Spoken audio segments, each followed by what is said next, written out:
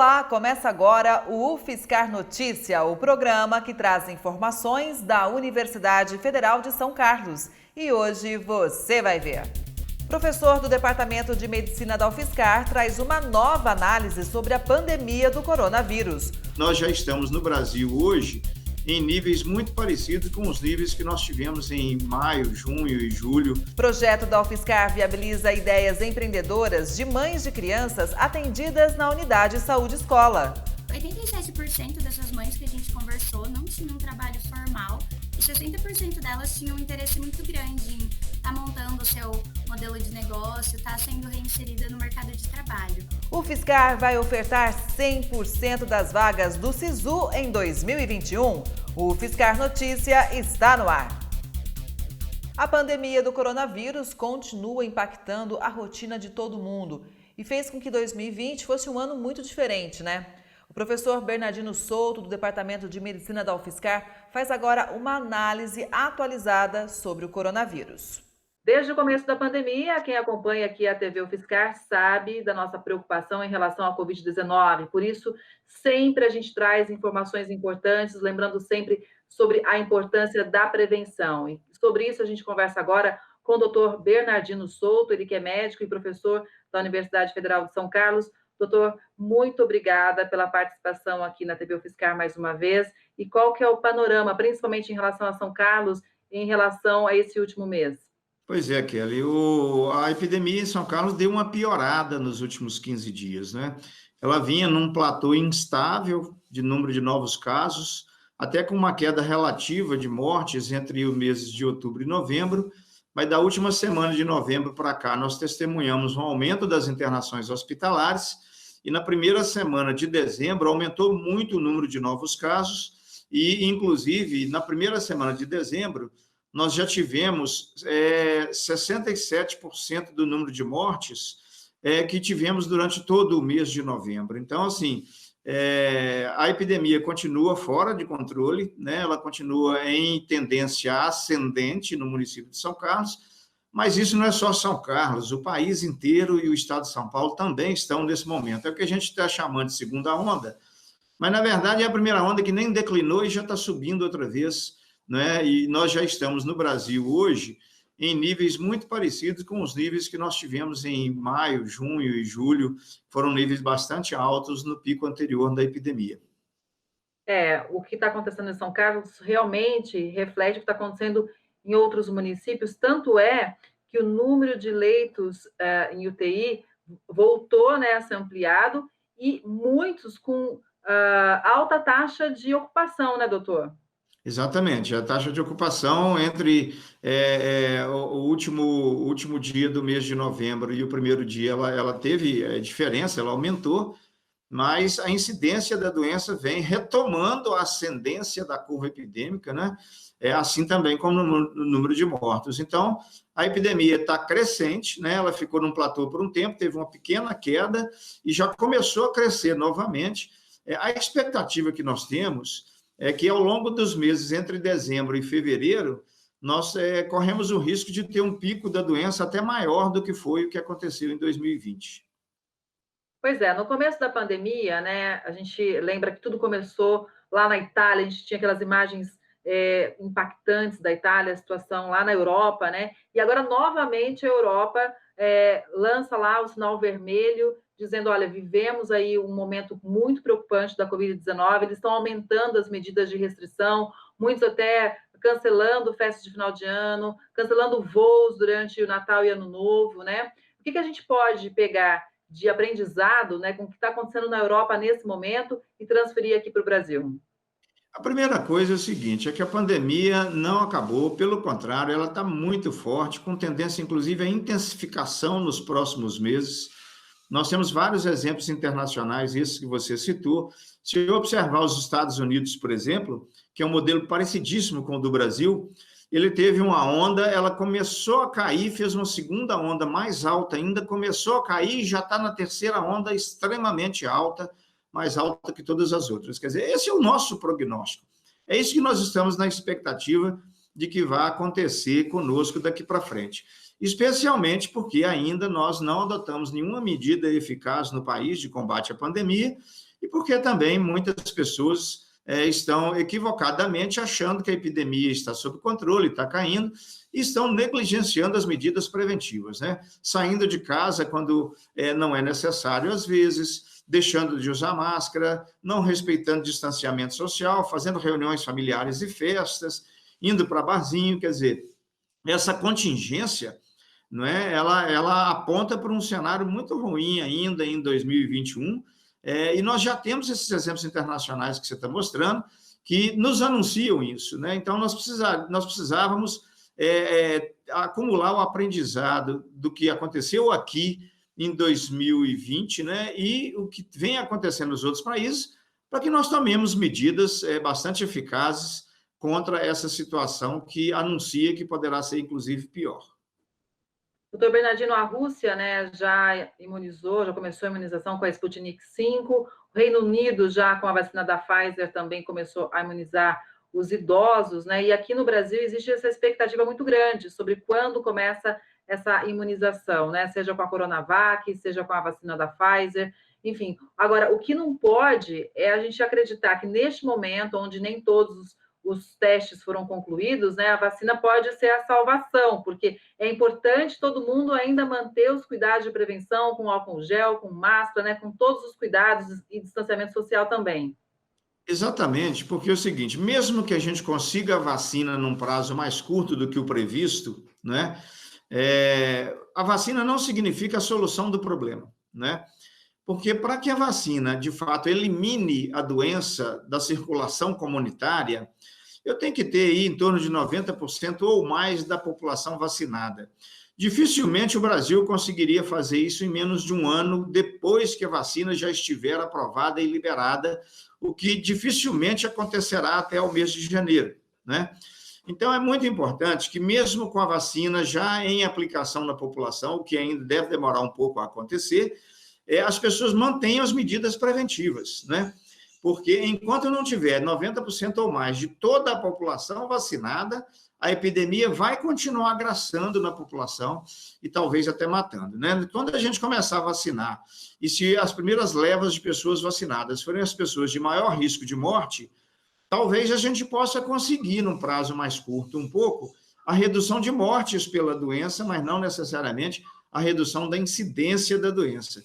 De qualquer maneira, esses cuidados que a gente tem proposto atualmente, de distanciamento físico, máscara e outras coisas, nós precisamos manter essa prática por um ano ou mais ainda, independente de ter vacina, porque a vacina não significa um milagre de solução da pandemia. Entre começar a vacinar a população e a pandemia desaparecer, vai levar um ano ou mais ainda para que isso aconteça. Enquanto isso, nós temos que manter todas as medidas preventivas. Acho que um outro alerta que vale a pena a gente ressaltar aqui é em relação ao risco de morte mesmo, né? Porque lá no começo da pandemia se dizia muito que eram os idosos ou quem tinha doença crônica. E o que, na verdade, a gente vê é que pessoas mais jovens também morreram ou tiveram complicações graves. Hoje mesmo, a imprensa noticiou o caso de um menino de 8 anos que ficou no estado gravíssimo sobre a Covid-19, então, com a Covid, né? Então, eu acho que vale a gente ressaltar também que é uma doença que, apesar de afetar de forma mais grave, normalmente, né, os idosos, pessoas de grupos de risco, ela pode afetar qualquer um de forma grave também, né? Exatamente, ela pode matar desde criança até idoso. Nós também temos relatos de idosos que sobreviveram, né? Então, obviamente que ela mata mais, tem maior risco de matar pessoas que já têm outros problemas de saúde, idade avançada, etc. Mas isso não significa que a gente possa negligenciar, porque mesmo um jovem saudável ou uma criança pode morrer de Covid também. E outra, o que é importante, principalmente as pessoas que se sentem invulneráveis, né? Eu sou jovem, sadio, então eu posso ir para o barzinho, eu posso ir para a balada. Quando a pessoa faz isso, ela colabora para a circulação comunitária do vírus, para a circulação coletiva do vírus. E essa circulação comunitária é ela que leva à mortalidade em pessoas de maior risco biológico. Então, as pessoas que se sentem invulneráveis, porque são jovens, etc., e aí vão para barzinho e tal, elas acabam colaborando para que mantenham alto nível de mortalidade em pessoas com fragilidade biológica, porque elas colaboram para a sustentação da circulação comunitária do vírus. Então, é muito importante que, se eu estou me sentindo invulnerável, né, e por isso, então, eu negligencio as medidas, eu preciso, então, pensar em não negligenciar as medidas, porque eu negligenciando, eu ponho em risco a vida do outro. E aí é importante também ter essa preocupação na hora de ter esses cuidados, né? Mas a Covid é uma doença que pode matar qualquer pessoa, né? Ainda que seja mais frequente morrer de Covid, pessoas que tenham complicações de saúde e idade avançada. Mas poderá matar crianças, jovens, adolescentes, né? Da mesma maneira. Então, nós não podemos negligenciar também nessa faixa etária o risco da Covid. Doutor, muita gente, né, diz que está cansada, né? Afinal de contas, desde março a gente enfrenta essa pandemia, né? O que dizer para essas pessoas que muitas vezes não aguentam mais essa situação de isolamento, que não aguentam mais ter que usar máscara todo o tempo, em dias de calor principalmente, né? Ou seja, de conviver com esse novo normal, vamos dizer assim. O que dizer para essas pessoas? Olha, nós precisamos ter resiliência para lidar com coisas adversas dessa gravidade, né? Então, nós vamos fazer um exercício até para construir essa resiliência no nosso modo de vida. A outra coisa é o seguinte: o único modo de vida possível não é o que existia, nós temos que mudar algumas coisas, criar alternativas, adaptações para um novo modo de viver, porque a natureza é assim mesmo, né? Quem não consegue se adaptar não sobrevive, né? Então, nós precisamos criar estratégias de adaptação de novos modos de vida, novos modos de relacionamento, e aprender a conviver com isso, né? Então, usar o máximo possível os meios de comunicação à distância, né? Se eu tenho um núcleo familiar em que eu estou ali dentro daquela família, né? Fazendo isolamento, todo mundo junto, intensificar as relações ali dentro, né? E não ficar cada um no seu computador, sem conviver, inclusive, dentro de casa, né? Então, as pessoas precisam fazer esse esforço, né, porque a ameaça representada pela pandemia ela é uma ameaça grave, ela não é uma ameaça que pode ser negligenciada, né? Então, nós precisamos realmente assim, fazer reflexões sobre o nosso modo de vida e sobre o problema que nós estamos vivendo com ele agora, para tentar partir para o enfrentamento desse problema, né? Amadurecer os nossos mecanismos de enfrentamento e mecanismos de defesa. Isso provavelmente vai ser uma oportunidade para o nosso crescimento pessoal. Então, talvez as pessoas tentarem relaxar um pouco, fazerem reflexões maduras e reações maduras em relação a esse problema, porque se a gente tiver uma reação que nos coloque em risco de vida, essa reação pode não ser uma reação muito produtiva. Eu sei que não é fácil, mas nós precisamos ter tolerância uns com os outros, apoiarmos uns aos outros, né? Porque há momentos em que eu estou dentro de casa e a mulher fica nervosa e eu preciso controlar a situação. Outra hora inverte, quem fica nervoso sou eu. Então, se a gente puder compartilhar essas coisas, né? Puder, inclusive, compartilhar as angústias, né? Eu ligo para alguém que eu tenho intimidade, coloco as minhas angústias, meus medos, minhas preocupações, compartilho com a pessoa isso. Isso me ajuda a aliviar para continuar o enfrentamento, né? Pensar de uma maneira mais solidária, que eu preciso cuidar de mim, cuidar do outro, e cuidar do outro é uma coisa muito prazerosa, né? Uma coisa que faz a gente se sentir bem, né? Então, eu acho que é fazer todos esses movimentos que a gente puder, em busca de reforços, em busca de força e em busca de amadurecimento dos nossos modos de vida e de enfrentamento, na tentativa de sair vitorioso lá na frente, né? Porque nós ainda, infelizmente, temos batalhas para enfrentar. A UFSCar vai ofertar 100% das vagas do SISU em 2021. A decisão foi tomada pelo Conselho Universitário. A maioria das vagas para os cursos de graduação da UFSCar é preenchida por meio do Sistema de Seleção Unificado, o SISU. A sistematização das chamadas e todos os procedimentos do ingresso são de responsabilidade da universidade e desta vez serão realizados virtualmente para maior segurança dos servidores e também dos ingressantes. Em 2020, a UFSCar ofertou quase 2.900 vagas pelo SISU, sendo que 2.776 foram preenchidas. Nós vamos agora para um rápido intervalo e, a seguir, conheça o projeto que ajuda a viabilizar ideias empreendedoras de mães de crianças atendidas na Unidade Saúde Escola. Então, a gente ajudou a criar um nome, a criar um logo, a se organizar nessa questão financeira. A gente traz todos os detalhes logo depois do intervalo. Até já!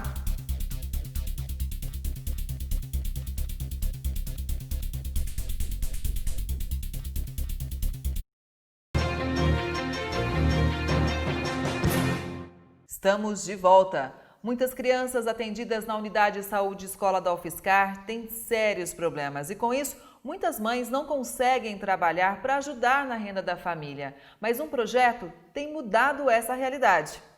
Estudantes da UFSCar se uniram para ajudar as mães de crianças atendidas na unidade de saúde escola da UFSCar. Sobre isso eu converso agora com a Micaela Gomes, ela que é líder do projeto Oikos. Micaela, eu começo já parabenizando vocês pela iniciativa. E como é que vocês tiveram a ideia de ajudar essas mães? Muito obrigada, Kelly.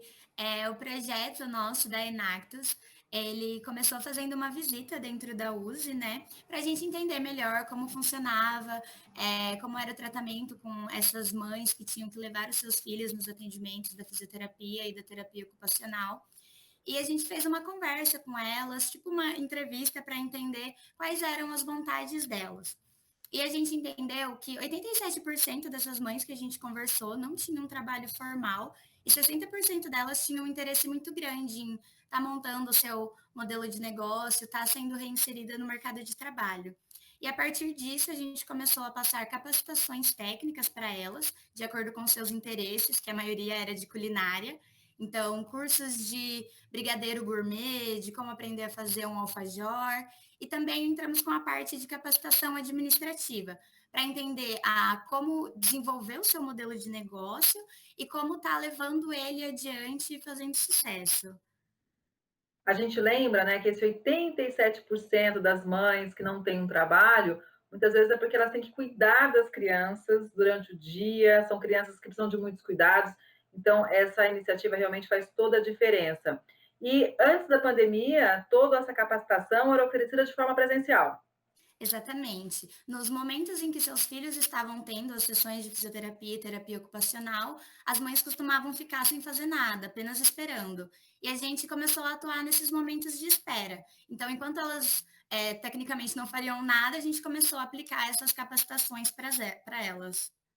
E agora, durante a pandemia, né, vocês continuaram o atendimento, mas de forma online? Exatamente. Um fato interessante é que agora na pandemia que a gente conseguiu começar a desenvolver uns modelos de negócio. Então, algumas mães que estavam mais interessadas mesmo em estar desenvolvendo esse modelo de negócio, a gente teve mantendo um contato online, né? Então, pelo WhatsApp, que muitas delas não têm um computador, né? Não tem uma internet muito boa.